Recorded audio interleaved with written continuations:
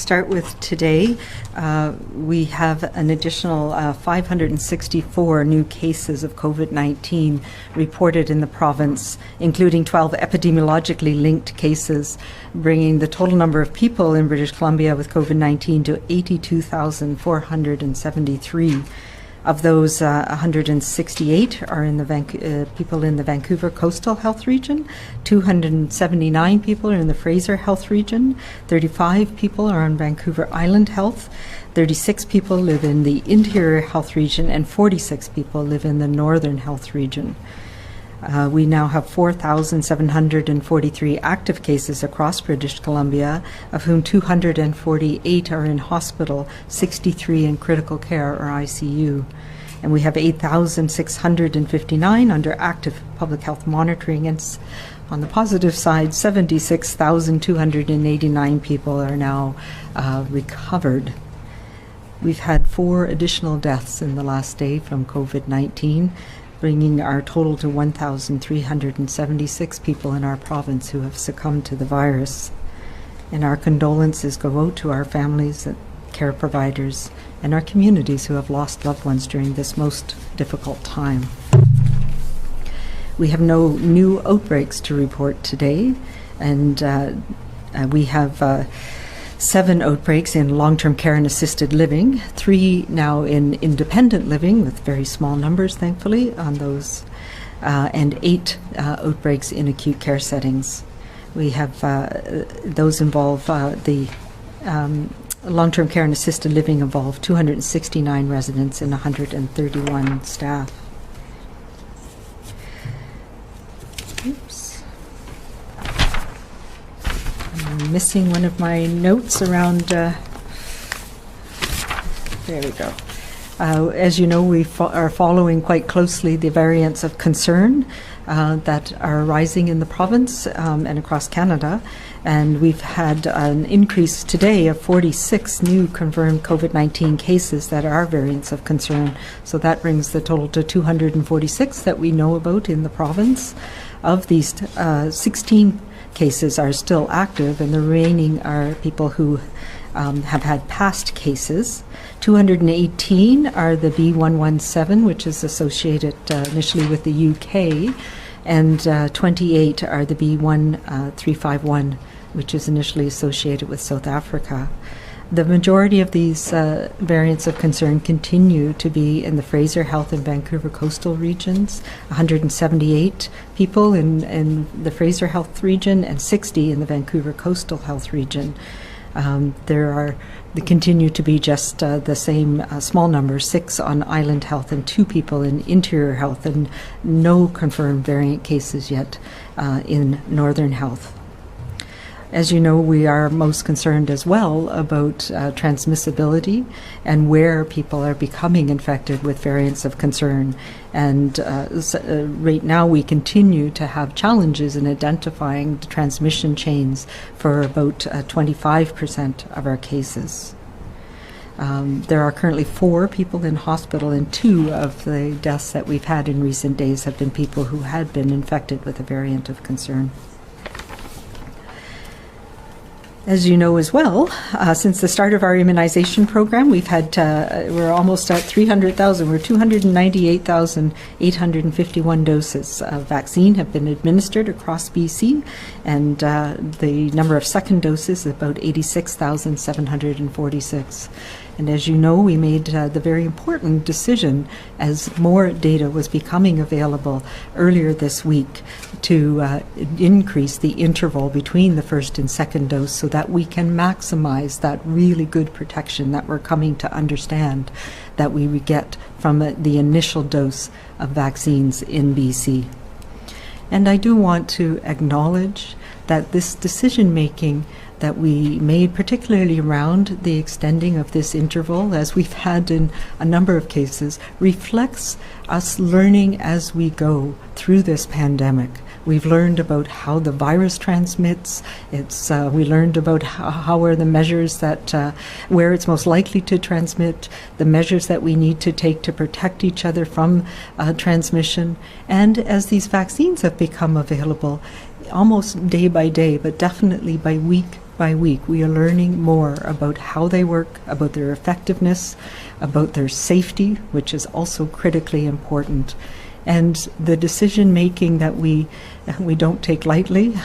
We spent quite a lot of time looking at it, but we did need to take this decision rather rapidly over this weekend after extensive consultation, because we were coming up to a time this week where there was tens of thousands of doses of vaccine being scheduled for people to receive their second dose, and that would have left us with very little vaccine to be able to continue our need to protect more people in more communities around the province. So while I will regret and apologize to those communities, to the long-term care homes, and to individuals who had a second dose scheduled that had been postponed or for several months now. And I know that came as a shock for many people. And I regret that our communications weren't able to keep up as fast as the decision making. But please know that this was made in the spirit of understanding data and maximizing the benefit to all of us. And that dose you didn't receive on Tuesday or Wednesday or today is now being administered to a community member, to another member of our family, our community here in BC, to protect them. And ultimately, it will bring us all closer to getting to our post-pandemic world. Also want to address the fact that the National Advisory Committee on Immunization has also endorsed that this is the right thing for us to do in Canada right now. And I want to express my gratitude to NACI. NACI is an amazing group of experts. I've had the privilege of sitting on the National Advisory Committee for 8 years. Some of our colleagues here in BC, our best brains around immunization, have also been both members and chairs of NACI, and we tremendously respect the work that they do, and we're just very grateful that we have all come up with the same important decisions around these critical issues for us in BC and in Canada. As you will also know, the first deliveries of the AstraZeneca Serum Institute of India COVID-19 vaccines will be arriving in our province, we expect sometime next week. This vaccine will be made available to first responders and other essential workers, and the delivery of these vaccines will run in parallel, but separately from our age-based community-wide immunization program. And when I say that, we had in our initial plans, it was looking at phase 3 and 4, because that's what we understood these vaccines would be available. So it is an added bonus to us that we now have these vaccines earlier in this program. But I also recognize that the category we're talking about, first responders, essential workers, is a very broad group of people. And we have come to recognize through this pandemic how many people absolutely are essential workers, or people who cannot work from home. And we know that that covers a broad swath of people. So as we have done with our immunization so far, we will prioritize our delivery of these vaccines accordingly. And I want to be clear, this is not a random process. This is not me making a decision out of the blue. We follow a very defined process. And I referred initially to NACI, the National Advisory Committee on Immunization. Earlier on, when this pandemic started, we all went through a process of determining who vaccines could be available to, who would be the priority populations if and when vaccine became available. And those lists, those categories have been refined and revised over the period of the last 10 months. And since we've had vaccines available, they've been revised again. Early on, we didn't know if vaccines would be effective in older people, as many other vaccines are less effective. But we now know that they do work, and they work very well in older people. They work well in people with chronic illnesses. They work well in many populations. So that's allowed us to monitor and change things a little bit in terms of that.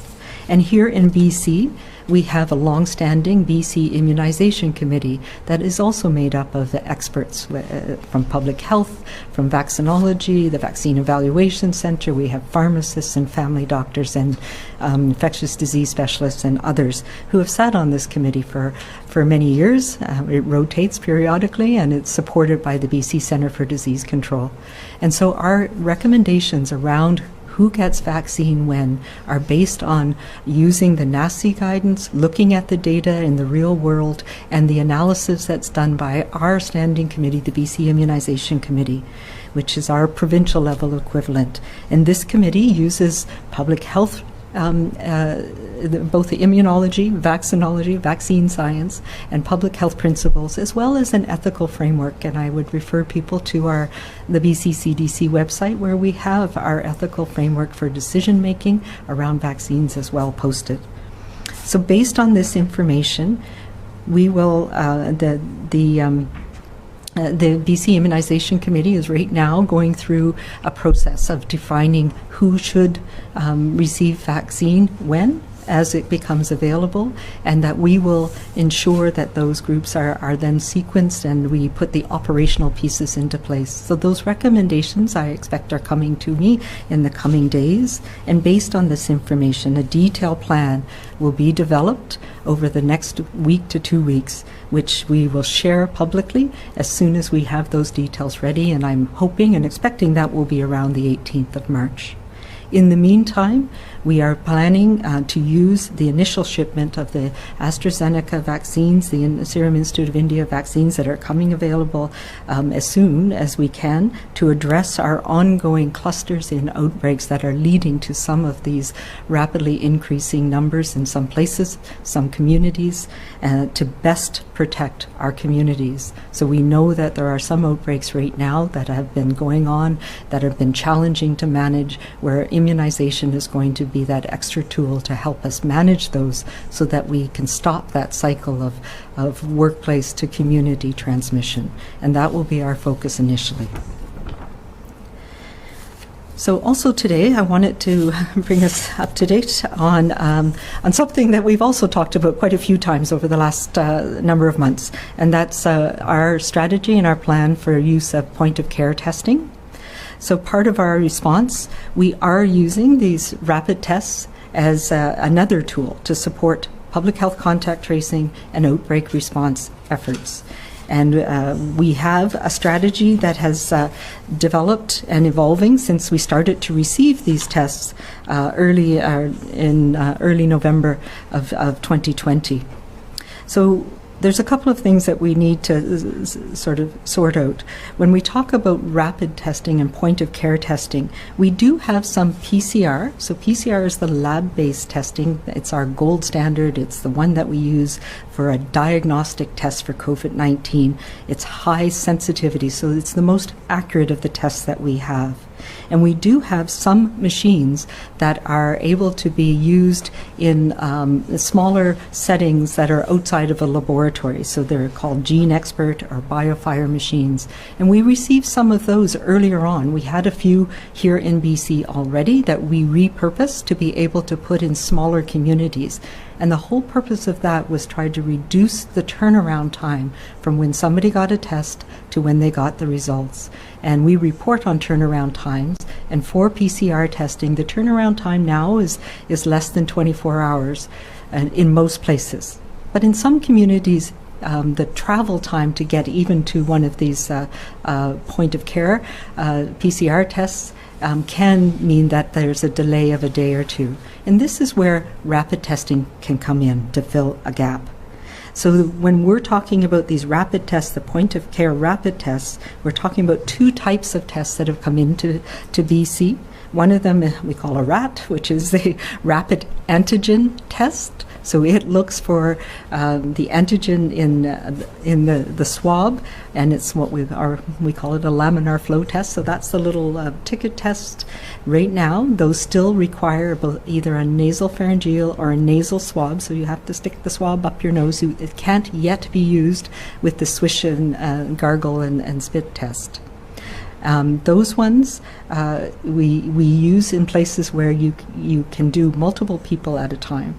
The other one that we've had in Canada that we started to receive in November was nucleic acid amplification tests, so RNATs.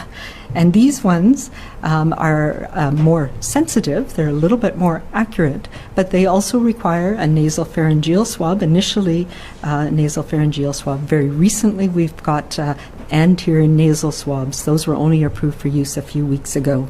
But these ones require a machine. It's a small portable machine, and it can only do one test at a time, and that's important to remember as well. All of these tests take about 15 to 20 minutes. So in October last year, when Government of Canada began to approve these point-of-care testings, we started to receive them at the end of October and into November. It's important to recognize, though, that there is a step that needs to be taken when these are shipped out to validate each lot of tests. And we do this for many things. It's a quality assurance process to make sure they work as they're supposed to.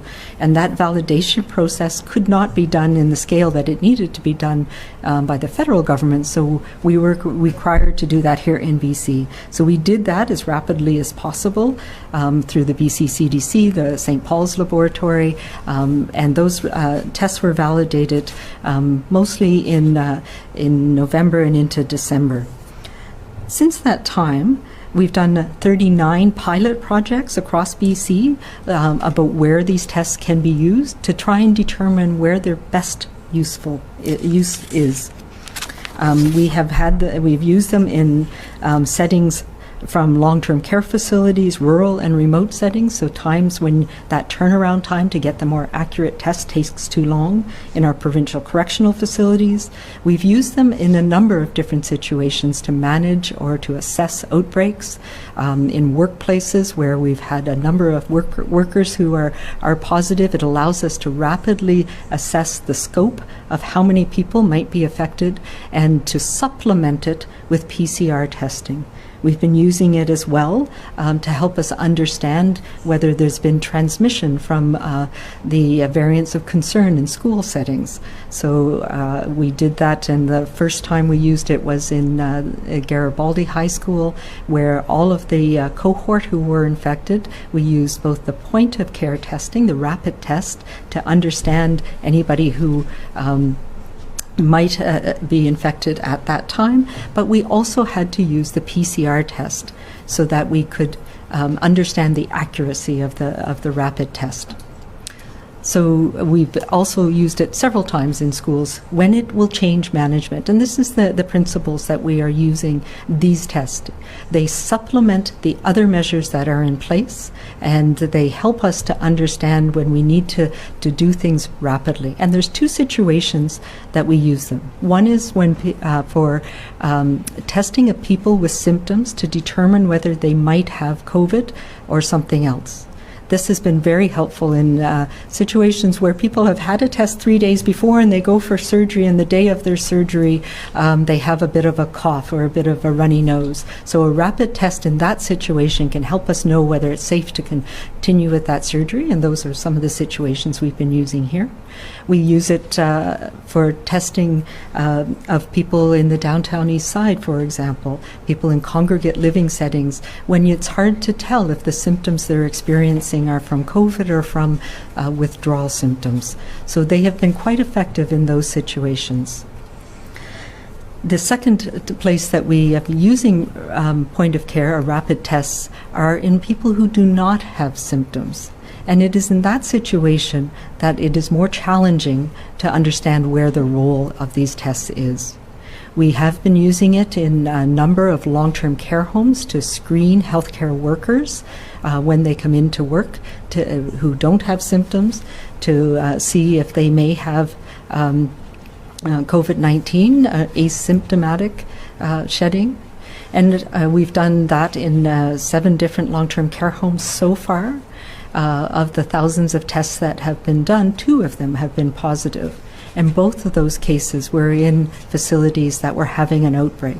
So what this tells us is that when the background level is higher, your probability of picking up somebody who has an asymptomatic infection that doesn't have any symptoms goes up. and that they're not as useful in areas where the background levels are low. So if our community transmission rates are low, screening with these less sensitive tests is not very effective. It doesn't help us because the yield is so low, and they have a much higher false negative rate. In those areas where we have an outbreak or where community transmission rates are higher, that is when they might have more utility, and those are the areas that we're looking at more closely. So we really want to look at accessibility. It's helpful in areas where the gold standard PCR test is not as accessible, where we need to make a decision right now, so rapidity, where quicker results will change what we're going to do on a day-to-day basis or on a right now basis. And the advantage they have is they're relatively low cost, the tests themselves, but they do continue to need to be done within a healthcare environment. They are a medical test, and they do need to have a quality assurance program, and we need to connect with public health for every positive that needs to be validated, and to be sure that we can follow up on anybody who tests positives. So these are the situations that we've been using now. We use them where they fill a gap, as I said, and where compliance with public health measures are ensured. They do not take the place of all of the public health measures that we need to have in place. And we still have a lot of questions about places where they are best used. Is it better? A couple of things that we have learned from both the pilots here and across Canada is that acceptability of having a test goes down over time. It's not comfortable or nice to have a swab, particularly in people who don't have any symptoms, on a periodic basis. And so we know that in the long-term care homes, for example, worker testing could not be more than about twice a week. And is it better to use a point-of-care test twice a week or the more accurate PCR test once a week? And those are the questions that we're still wrestling with, both here in BC and in provinces across the country. There's still a lot that we need to learn, but we are establishing a rapid point-of-care testing team with our BC CDC lab and the ministry, and partnering with our health authority, public health leads, but also with different settings across the province to see where we might use these best. And as we move into this time when we have increased immunization of people and we're moving into our post-pandemic opening up, we're looking at where we're going to, where there's a benefit for different industries to have point-of-care testing or these rapid tests as part of the opening up process. So these are industries where outbreaks are more likely, like our food processing industries, like some of the agriculture, the large industrial sites. And we are partnering with industry right now to see how those can work in the coming weeks and months. Which is all to say, these are challenging. We're learning as we go with testing, as we have with all the other aspects of this pandemic. And we now have a written out strategy that will be published on the BC CDC website, and we'll have links to it aligned with our statement later today. So with all that, I will summarize by saying, we are in a new place right now in the COVID-19 pandemic. We're getting our regular supply of vaccines, and more vaccines are on the way. We know that the Johnson & Johnson vaccine is in for final review with Health Canada. We don't yet know when it might be available, but that will be another tool, another piece that we can add to our toolkit. We know that we have increasing protection in our most at-risk people, and that will increase dramatically starting again next week. But we've also had an uptick in new cases, and we've seen the rise of some of the more transmissible variants in our communities here, particularly in the Lower Mainland. And we need to follow those and monitor them carefully. We can't let these successes of these great vaccines that we have now be diminished by a surge in cases that will lead us to a third wave. We know that we are taking all of the public health actions of case management, contact tracing, isolation, testing, making sure that we are doing what we can to contain the transmission that we have right now. And that is going to be incredibly important. And I know these restrictions and closures in many parts of our society have been draining on all of us. And we all want to get back to our regular activities as soon as we can. We know that the transmissibility of this virus, or at least we've learned, that it has a seasonality to it. And here in BC, we're coming up to that season in April and in May. I'd like to assure everybody that we routinely, every day, but every week, review the measures that we are using to determine whether these restrictions are still needed, whether there are things that we can do now safely that we couldn't even a few weeks ago. And the work we do is ongoing. We have had a response that is a whole of province response, and everybody has been doing their part. And it's about using all of our tools through this next period of time until we have more people protected, until we have a handle on the transmission in our communities. And it is a whole new place that we are moving into very quickly. Brighter days are ahead. So let's continue to stay this course with our safety measures, staying small, staying local, so that we can get there even faster. And let's, of course, remember to continue to be kind and to be calm and to be safe.